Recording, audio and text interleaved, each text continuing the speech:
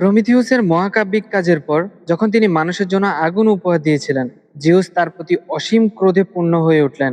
তাকে কঠিন শাস্তি দিলেন, কিন্তু একদম শেষ পর্যন্ত তিনি থেমে গেলেন না। তিনি মনে করেছিলেন মানব জাতি যেন ভুলে না যায় তাদের অবস্থান। তাদের মধ্যে অবশ্যই দেবতাদের ভয়ের অনুভূতি থাকতে হবে।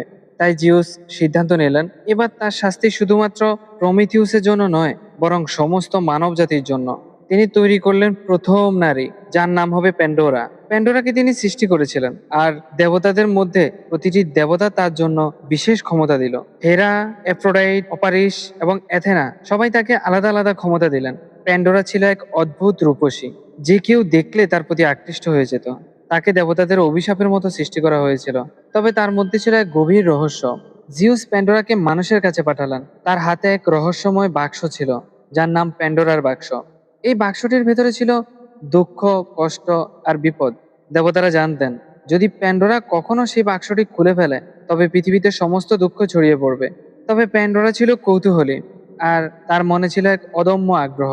একদিন তার ভিতরে থাকা অন্ধকার ইচ্ছা তাকে প্রলুব্ধ করলো। সে একদিন বাক্সটি খুলে ফেললো, আর তার সঙ্গে সঙ্গে বেরিয়ে এলো সব দুঃখ, যত যন্ত্রণা, যত কষ্ট, যেসব ভয় পৃথিবীতে আছে, সবকিছুই ছড়িয়ে পড়লো। এমনকি সব মানুষের মনেও হতাশা ছড়িয়ে পড়লো। তারা বুঝতে পারলো তাদের জীবন এখন অনেক কঠিন, আর এই দুঃখ যন্ত্রণা বিশ্বজগতের অংশ হয়ে গেল। কিন্তু যখন প্যান্ডোরা বাক্সটি খুললো, তখন একটি আশ্চর্যজনক ঘটনা ঘটলো। বাক্সের এক কোণে লুকানো ছিল আশা। প্যান্ডোরা বুঝতে পারলো যত দুঃখের পাহাড়ই আমাদের উপর আসুক, তবে আশা কখনো হারিয়ে যায় না। আর এখন মানুষ জানে যত কষ্টই থাকুক, আশার আলো তাদের সঙ্গেই থাকবে। প্যান্ডোরার গল্প আমাদেরকে শিখায় যদিও পৃথিবীতে দুঃখ আসে, কিন্তু সেই দুঃখের মাঝে আশা সবসময় আমাদেরকে পথ দেখাবে।